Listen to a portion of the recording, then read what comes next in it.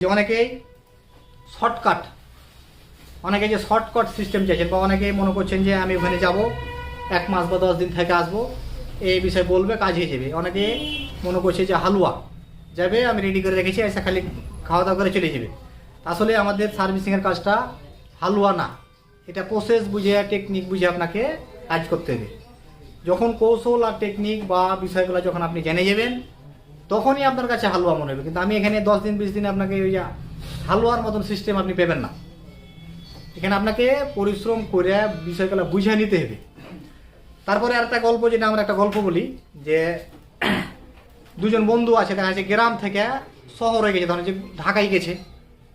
ঢাকায় যাওয়ার পর দুইটা বন্ধু ঘুরতে ঘুরতে এক জায়গায় দেখছে যে একটা রুমের ভিতরে খুব ঝিকমিক করছে। তো এক বন্ধু বাইরে দাঁড়িয়ে আছে, এক বন্ধু তখন ভিতরে গেল যে কি আছে দেখি আমরা। তো দেখে যাওয়ার পরে দেখছে যে এখানে বিশাল মেশিং আছে এবং মেশিংয়ে 7টা বাটম আছে, বুঝতে পেরেছেন? তো প্রথম বাটমে টিপ দেওয়ার পর এটা রোবোটিক মেশিং আছে, তার পুরো শরীরের পোশাক খুলে নিয়েছে প্রথম বাটমে টিপ দেওয়ার পর। তারপরে দ্বিতীয় বাটম যখন টিপলো, দ্বিতীয় বাটম টিপার পর দেখা যাচ্ছে যে তার শরীরে পুরো শরীর স্প্রে করে পানিতে ভিজিয়ে দিল। তারপরে যখন ফের আবার উনি তৃতীয় বাটম চাপলো, তৃতীয় বাটমে দেখা যাচ্ছে আবার ওই রোবোটিক হাতের মতন এসে দেখা যাচ্ছে সাবান স্নো দিয়ে দেখা যাচ্ছে তাকে পরিষ্কার করছে, ওটাও হলো। যখন চতুর্থ বাটমে গেল তখন তাকে দেখা যাচ্ছে যে আবার স্প্রে করে পানি দিয়ে আবার ধুয়ে দিল। তারপর আবার দেখা যাচ্ছে যে যখন পঞ্চমবারে গেল দেখা যাচ্ছে তাকে পুরো শরীরটাকে কি করলো, একটা ওই যে হিটারের মতন দিয়ে দেখা যাচ্ছে শুকিয়ে দিল। তারপরে যখন আবার ষষ্ঠ বাটমে গেল তখন দেখা যায় তাকে একটা সুন্দর করে একটা ওনার যে নতুন নতুন আবার পোশাকগুলো কি করলো, তাকে পরিয়ে দিয়েছে। আবার যখন ষষ্ঠ বাটম কাজ শেষ, তখন আবার যখন সপ্তম বাটম চেপেছে, আবার তখন রোবোটিক একটা হাত এসে আবার তাকে ধাক্কা মেরে বাইরে বের করে দিয়েছে। তার মানে তার কাজ কমপ্লিট। দেখেন যে এই একটা বিষয়টা ধাপে ধাপে ওনাকে যেতে হয়েছে।